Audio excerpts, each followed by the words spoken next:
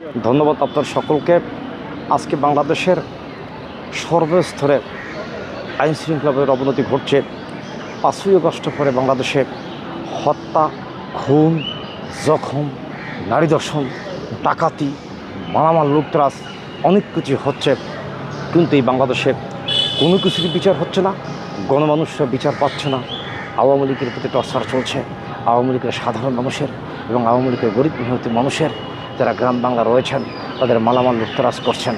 আজকে কিন্তু ধর্ষণ হচ্ছে, শিশু মৃত্যু হচ্ছে এবং মানুষের মালামাল লুটতরাজ হচ্ছে, যে কারণে গ্রাম বাংলার প্রতিটি অঞ্চল থেকে কিন্তু একটা স্লোগান আসছে যে এই মুহূর্তে দরকার শেখ হাসিনা সরকার। এখন বাংলাদেশের সাবেক প্রধানমন্ত্রী বঙ্গবন্ধু কন্যা দেশ শাসন করেছে, তখন যে দুই একটি অপ্রীতিকর ঘটনা এই বাংলাদেশে ঘটেনি সেটা আমি বলবো না, কিন্তু মাননীয় প্রধানমন্ত্রী শক্ত হস্ততা মোকাবিলা করে এদেশের গণমানুষের, এদেশের নারী সমাজের নিরাপত্তা দিয়েছিলেন।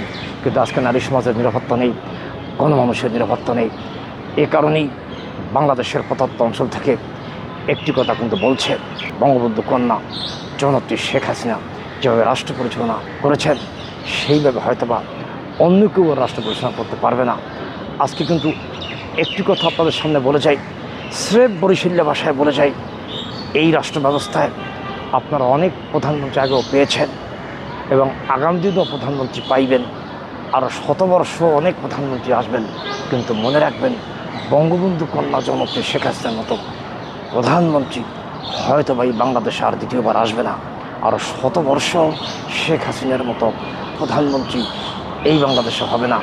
তার পক্ষে সম্ভব কঠোর হস্তে এই বাংলাদেশে আইন শৃঙ্খলাবাদী দিয়ে বাংলাদেশের অপরাধ দমন করা এবং আগামী দিনে বাংলাদেশের মানুষ মাননীয় প্রধানমন্ত্রী বঙ্গবন্ধু কন্যা জননেত্রী শেখ হাসিনার অপেক্ষা আছেন। সেই উদ্যোক্ত আহ্বান নিয়ে আমি আমার সংক্ষিপ্ত বক্তব্য শেষ করছি। ধন্যবাদ আপনার সকলকে।